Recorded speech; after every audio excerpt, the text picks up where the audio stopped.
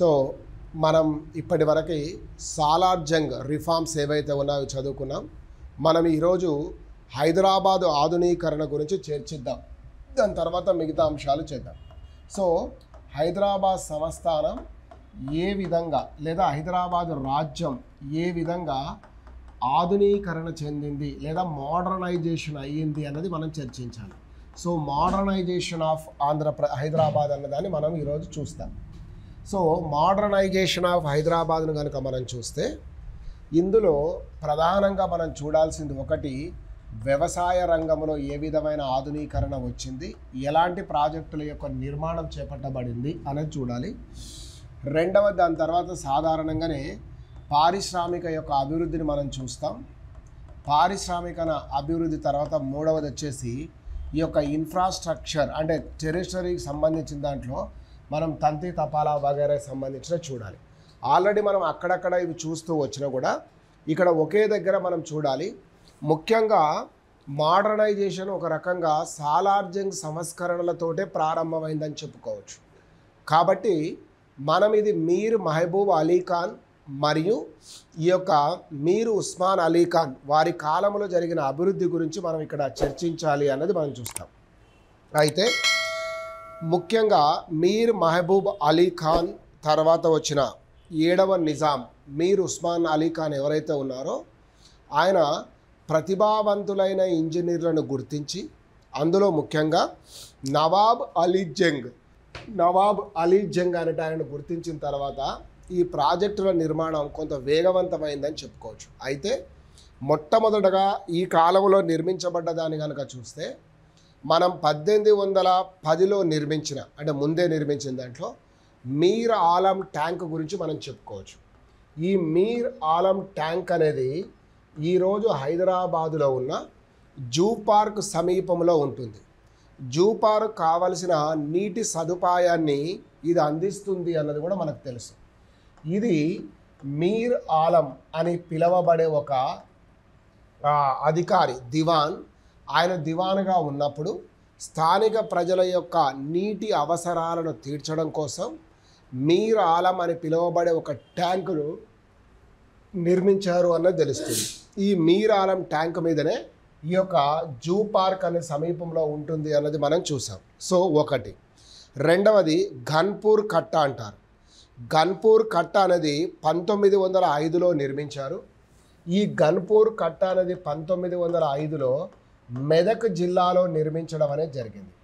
మెదక్ జిల్లాలో నిర్మించబడ్డ ఈ యొక్క గన్పూర్ కట్ట దేనిపైన నిర్మించారు అంటే మంజీరా నది పైన. సో మంజీరా నది పైన నిర్మించబడ్డ ఈ యొక్క గన్పూర్ కట్ట 1905లో దాదాపు ఇది 25,000 ఎకరాలకు సాగునీటిని అందిస్తుంది అన్నది మనం చూస్తాం. ఇదే గన్పూర్ కట్టగా చెప్పుకోవచ్చు. మరొక దానికి వచ్చే వరకు మనకేంటంటే ఆసఫ్ పహార్ గఢ్ అని పిలువబడే ఒక ప్రాజెక్ట్ ఆసఫ్ పహార్. ఈ ఆసఫ్ పహార్ అనేది దేనిపైన నిర్మించారు అంటే ఈ యొక్క ముఖ్యంగా మూసీ నది పైన దీన్ని నిర్మించడం జరిగింది. ఇది నల్గొండ జిల్లాలో కలదు. సో ఈ యొక్క 1810లో నిర్మించిందేమో మీరాలం, 1905లో నిర్మించిందేమో గన్పూర్, ఆ తర్వాత ఆసఫ్ పహార్ అనే ప్రాజెక్టును వీళ్ళు 1905లోనే నిర్మించడం జరిగింది. ఇది నల్గొండ జిల్లాలోని నెమలి కాల్వ అని పిలువబడే ఒక గ్రామము దగ్గర, నెమలి కాల్వ అని పిలువబడే ఒక గ్రామం దగ్గర దీన్ని నిర్మించడం అనేది జరిగింది. సో ఈ యొక్క నెమలి కాల్వ దగ్గర మూసీ నది ఒడ్డున లేదా మూసీ నది పైన నల్గొండలో నిర్మించిన ఆసఫ్ పహార్ అనే ప్రాజెక్టు ద్వారా దాదాపుగా 15,000 ఎకరాలకు నీరును అందిస్తుంది ఇది అన్నది తెలుసు. తర్వాత హైదరాబాదు పట్టణానికి ఒక పెద్ద విపత్తు వచ్చి ఉండే. కారణం ఏంటంటే మూసీ వరదలు రావడం వల్ల ఈ మూసీ వరదల యొక్క నివారణలో భాగంగా ఆనాడు దేశంలోనే పేరుగాంచిన ఒక గొప్ప ఇంజనీర్గా ఉన్న మోక్షగుండం విశ్వేశ్వరయ్య గారికి ఈ యొక్క సలహా మేరకు మీర్ ఉస్మాన్ అలీ ఖాన్ 1908లో మూసీ నదికి వచ్చిన వరదలతోటి జరిగిన ప్రాణ నష్టాన్ని అరికట్టడం కోసం ఈ మోక్షగుండం విశ్వేశ్వరయ్య సలహా మేరకు నవాబ్ అలీ జంగ్ ఆధ్వర్యంలో ఉస్మాన్ సాగర్ అనే దాన్ని 1920లో, హిమాయత్ సాగర్ అని పిలువబడే దాన్ని 1927లో నిర్మించడం అనేది జరిగింది. మొత్తం 20 ప్రాజెక్ట్స్ ఈ యొక్క 2 ప్రాజెక్టులు అనేది నిర్మించినట్లుగా మనకు తెలుస్తుంది. ఈ యొక్క ఉస్మాన్ సాగర్ అనే దాన్నే మనం గండిపేట అని కూడా పిలుస్తాం. అది ఉస్మాన్ సాగర్ అనేది ఆయన పేరిట నిర్మించినట్టుగా మనకు కనిపిస్తుంది. అదేవిధంగా ఈ యొక్క తన కుమారుడైన హిమాయత్ పేరిట హిమాయత్ సాగర్ అనే దాన్ని నిర్మించాడు అనేది మనం చూసాం. మూసీ నది పైన నిర్మించిన దాన్నేమో మనం ఉస్మాన్ సాగర్ అన్నాం. ఈసా నది పైన నిర్మించిన దాన్ని మనం హిమాయత్ సాగర్ అన్నాం. 1920లో ఈ యొక్క ఉస్మాన్ సాగర్ను నిర్మించాడు మూసీ నది పైన. 1927కు వచ్చే వరకు హిమాయత్ సాగర్ అనే దాన్ని నిర్మించాడు. ఇది తన కుమారుడి పేరిట, ఇది ఈసా నది పైన. ఈ రెండింటిని నిర్మించడం వల్ల హైదరాబాదుకు తాగునీటి కరువును తీర్చగలిగాడు అన్నది మనకు, హైదరాబాదుకు తాగునీటి కరువును తీసివేయగలిగాడు లేదా ఈ యొక్క రక్షించుకోగలిగాడు హైదరాబాదును అన్నది మనకు తెలుస్తుంది. సో ఇది ఒకటైతే, నెక్స్ట్ ప్రాజెక్టుకు వచ్చే వరకు మనకు బెలాల్ ప్రాజెక్టు అనేది కలదు. ఈ బెలాల్ ప్రాజెక్ట్ అనేది 1924 నుంచి 29 మధ్య నిజామాబాద్ జిల్లాలో నిర్మించడం జరిగింది. ఇది దాదాపు 1200 ఎకరాలకు నీరును అందిస్తుంది. ఈ యొక్క బెలాల్ ప్రాజెక్ట్ అనేది మనకు తెలుస్తుంది. ఇది నిజామాబాద్లో ఉంది. బట్ ఇది నిర్మించేటప్పుడు కేవలం 1,20,000 రూపాయలతో నిర్మించారు. అదేవిధంగా ఇది 1,200 ఎకరాలకు సాగునీరును అందిస్తుంది అన్నది కూడా చూసాం. దీని తర్వాత పోచారం అని పిలువబడే ఒక రిజర్వాయర్, ఈ పోచారం రిజర్వాయర్ను కూడా ఆ పోచారం పట్టణం గ్రామం దగ్గర నిర్మించారు కాబట్టి దీన్ని పోచారం రిజర్వాయర్ అంటారు. ఇది నిజామాబాదు జిల్లాలోని పోచారం గ్రామంలో ఆలేరు అని పిలువబడే ఒక ఉపనది పైన 34 లక్షలతో నిర్మిస్తే దాదాపు ఇది 1,30,000 ఎకరాలకు సాగునీటిని అందించింది అని చెప్పుకోవచ్చు. దీని తర్వాత మనకు రాయిపల్లి ప్రాజెక్ట్ అని పిలువబడేది కూడా ఒకటి కలదు. రైట్. సో నెక్స్ట్ ప్రాజెక్టు మనం ఏమన్నామంటే రాయిపల్లి ప్రాజెక్ట్ అనే పేరిట పిలిచాం. ఈ రాయిపల్లి ప్రాజెక్ట్ యొక్క ప్రత్యేకతలు ఏంటి అన్నది కనుక మనం చూస్తే, ఈ రాయిపల్లి లేదా రాయంపల్లి ప్రాజెక్ట్ అనేది మెదక్ జిల్లాలోని రాయంపల్లి దగ్గర 3 లక్షల వ్యయంతో 1924లో ఈ ప్రాజెక్టు నిర్మించడము అనేది జరిగింది. సో దీని తర్వాత అతిపెద్ద ప్రాజెక్ట్, అసలు ఆనాడు ఆసియా ఖండంలోనే చెప్పుకోదగ్గ స్థాయిలో నిర్మించబడ్డ ప్రాజెక్ట్ ఏంటంటే నిజాం సాగర్ ప్రాజెక్ట్ అంటాం. ఈ నిజాం సాగర్ అనేది 7వ నిజాం మీర్ ఉస్మాన్ అలీ ఖాన్ నిర్మించిన వాటిలో అతిపెద్దదానిగా చెప్పుకోవచ్చు.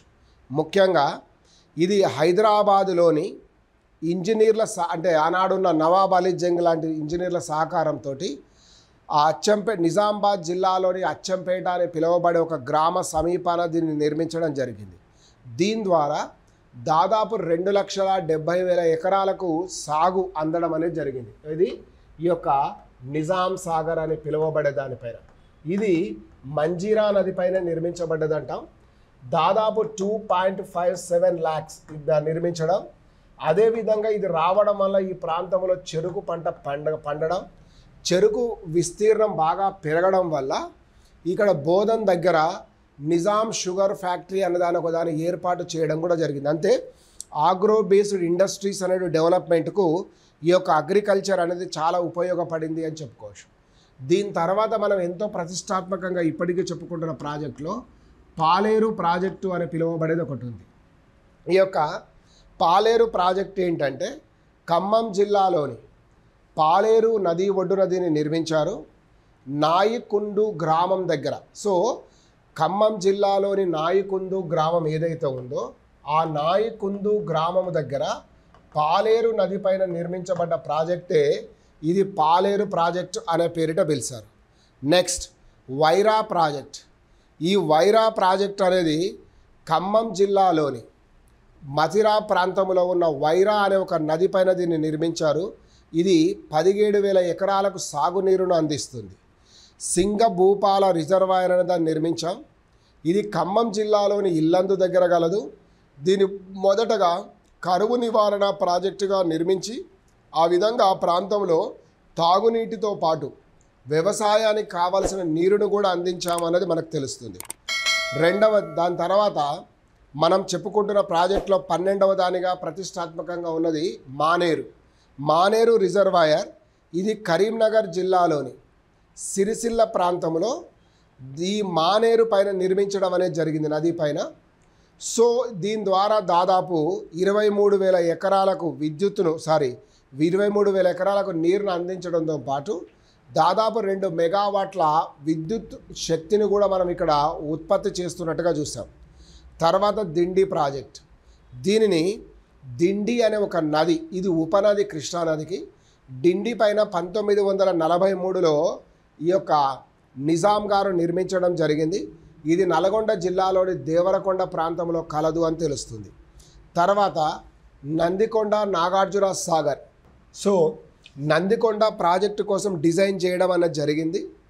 ఇది 1948కి ముందు అప్పుడున్న నిజాం కృష్ణానది పైన ఒక పెద్ద ప్రాజెక్టు నిర్మించాలని, దానిని నందికొండ అని నామకరణం చేయాలనే ప్రయత్నం చేశాడు. అయితే ఆయన జాఫర్ అలీ చేత ప్రయత్నాలు సాగించాడు. కానీ దీనితోటి ఎక్కువగా తెలంగాణ ప్రాంతంలో నీళ్లు తెలంగాణ ప్రాంతానికి ఎక్కువగా వచ్చేటట్లు ప్రయత్నం చేశారు. కానీ తర్వాత కాలంలో ఈ యొక్క భారత యూనియన్లో విలీనం అవ్వడం, ఆంధ్రప్రదేశ్ రాష్ట్ర ఏర్పాటు, ఆ తర్వాత కాలానికి వచ్చే వరకు కేఎల్ రావు అని పిలువబడే ఒక ఇంజనీర్ సహాయంతో ఈ నందికొండ ప్రాజెక్టును నిర్మించాల్సిన ప్రదేశం కంటే దిగువ భాగానికి తీసుకొని వెళ్ళడం వల్ల అది ఆంధ్ర ప్రాంతానికి నీళ్ళని ఎక్కువగా తీసుకెళ్ళింది అన్నది కూడా మనం చెప్తాం. సో రెండవది వచ్చే వరకు మనం ఏంటంటే పారిశ్రామికంగా అభివృద్ధిని కూడా మనం ఒక 3 దశలుగా ఈ పారిశ్రామిక అభివృద్ధి అనేది జరిగింది అన్నది తెలుస్తుంది. 3 దశలలో పారిశ్రామిక అభివృద్ధి అనేది జరిగింది అన్నది తెలుస్తుంది. సో ఈ పారిశ్రామిక అభివృద్ధి అనేది హైదరాబాద్ రాజ్యంలో మొత్తం 3 దశలుగా అభివృద్ధి చెందిన దానిగా మనం చెప్పుకోవచ్చు. సో మొదటి దశ, రెండవ దశ, తర్వాత వచ్చినది 3వ దశ. మొత్తం 3 దశలలో ఉంది అన్నది మనకు తెలుసుకోవచ్చు. ఈ మొదటి దశ అనేది 1870 నుంచి 1919 మధ్య కాలంలో జరిగింది. 1919 నుంచి రెండవ దశగా మనం చెప్పుకోవచ్చు. ఈ రెండవ దశ 1919 నుంచి 39 వరకు కొనసాగింది. 3వ దశ 1939 నుంచి 1940 వరకు అని చెప్పుకోవచ్చు. అయితే మొదటి దశకు వచ్చే వరకు మనం చూస్తే 1899 నాటికి ఒక విషయాన్ని గమనిస్తే గోదావరి వ్యాలీ పైన రైల్వే లైన్ నిర్మించడం, ముఖ్యంగా ఈ రైల్వే లైన్ అనేది మనకు మహారాష్ట్రలో ఉన్న మన్మాడ్ ప్రాంతాన్ని కలుపుతూ ఏర్పాటు చేయడం జరిగింది. దీని ద్వారా పత్తి మరియు దాని అలైడ్ ప్రొడక్ట్స్ ఏవైనా ఉంటే, అంటే కాటన్ ఇండస్ట్రీ అనేది డెవలప్మెంట్ అయింది. పత్తి మరియు షిప్పింగ్ మిల్లుల యొక్క ఏర్పాటు జరగడం జరిగింది. దీనికి అనుగుణంగానే వీవింగ్ మిల్స్ లిమిటెడ్ 1877లో ఏర్పాటు చేయడం, మహబూబ్ షాయి గుల్బర్గా మిల్స్ అనేటివి 1884లో ఏర్పాటు చేయడం, ఔరంగాబాద్ మిల్స్ అనేటివి 1888లో. సో 1877, 1884, 1888లో మొత్తం 3 స్పిన్నింగ్ మిల్లులు అనేటివి ఏర్పాటు చేయడం అనేది జరిగింది. సరిగ్గా ఇదే దశలో డోర్నకల్ జంక్షన్గా చేసుకొని సింగరేణి బొగ్గు గనుల కోసం ఒక రైల్వే లైన్ ఏర్పాటు చేయడం జరిగింది. దీంతో రైల్వే ద్వారా బొగ్గును సులభంగా రవాణా చేయడం అనేది కూడా ప్రారంభమైంది.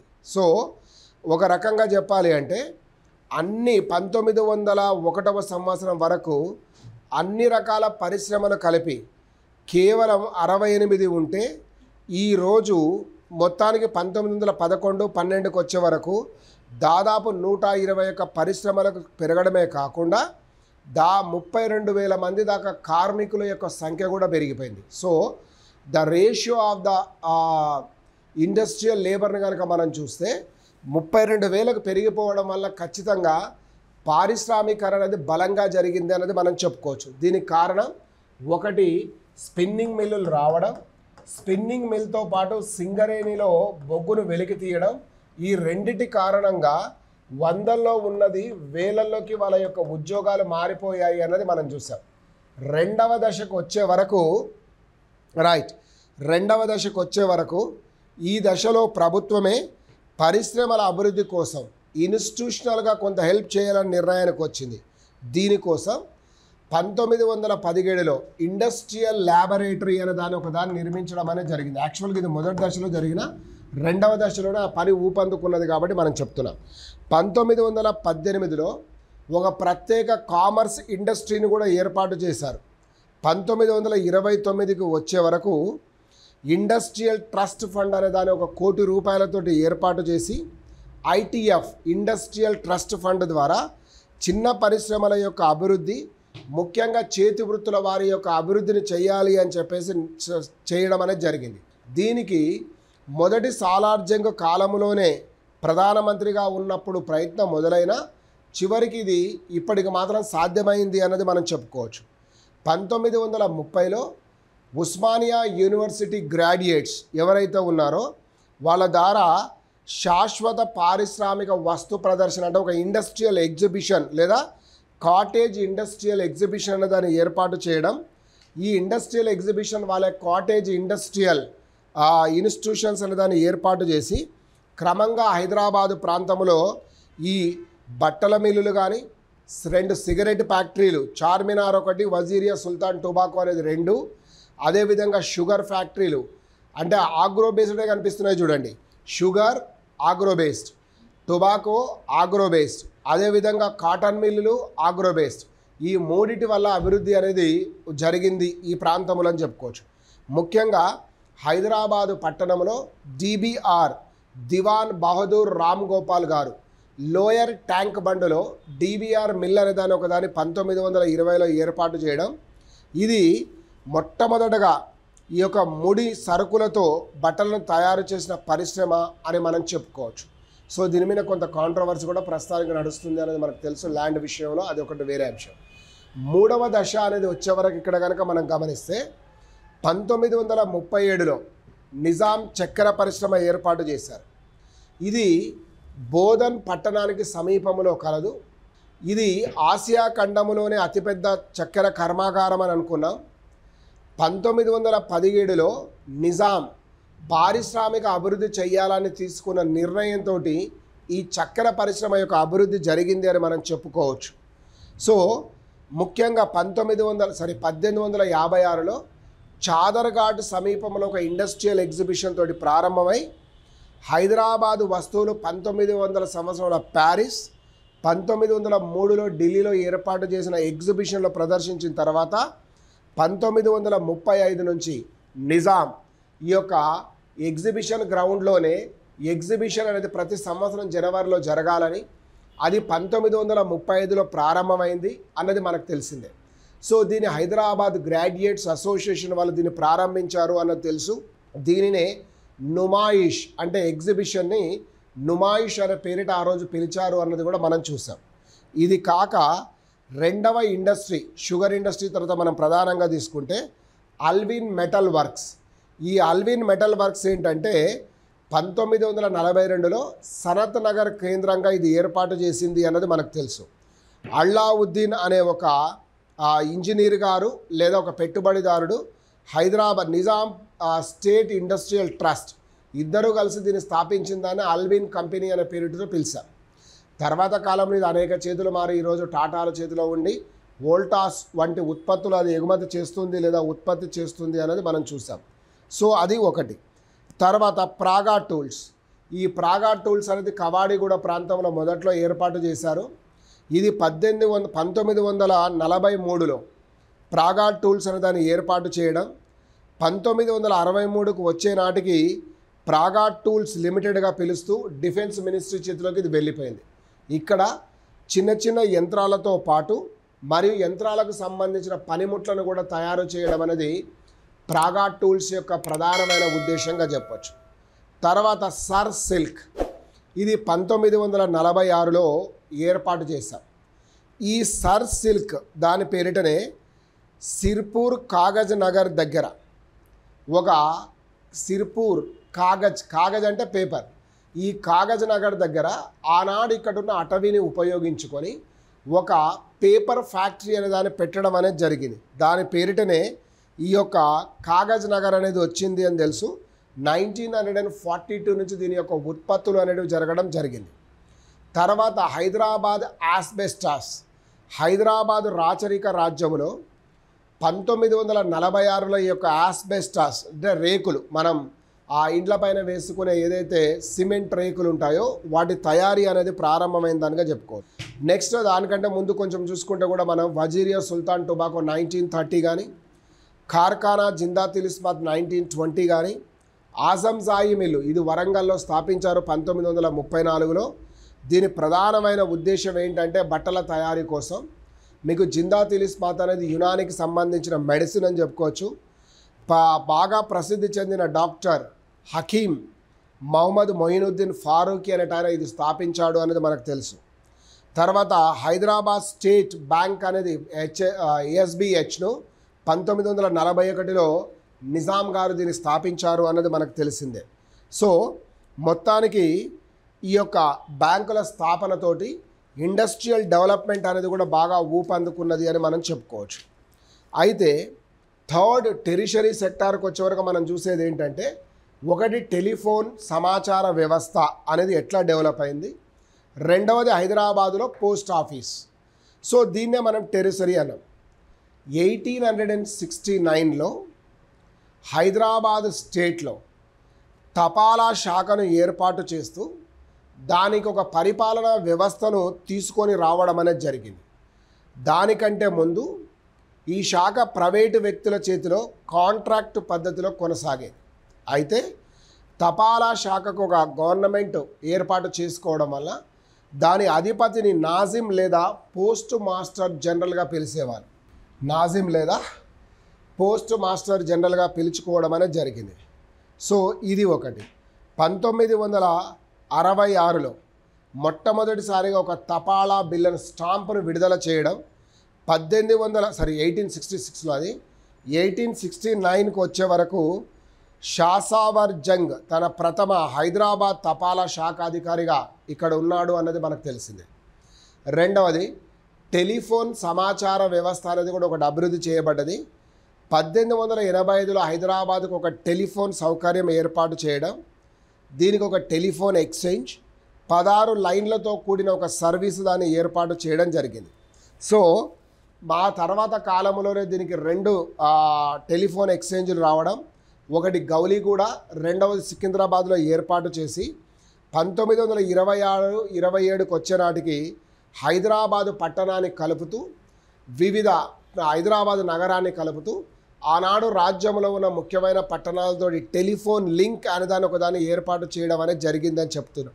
అట్లాగే 1922 నుంచి 1945కు వచ్చే వరకు దాదాపు హైదరాబాద్ రాజ్యంలో 10 టెలిఫోన్ ఎక్స్చేంజ్లతో పాటు 2000కు పైగా టెలిఫోన్ కనెక్షన్స్ను కూడా ఏర్పాటు చేయడం అనేది జరిగింది. ఇది ఒక దశగా మనం చెప్పుకోవచ్చు. మూడవది ఇక విద్యా వ్యవస్థ ఒకటి, దాని తర్వాత వైద్య సదుపాయాలు, స్థానిక సంస్థలు అనేటివి అభివృద్ధి ఎట్లా జరిగాయి అన్నది మనం చూడొచ్చు. ఈ టాపిక్ను మనం నెక్స్ట్ క్లాస్లో చూద్దాం. Thank you.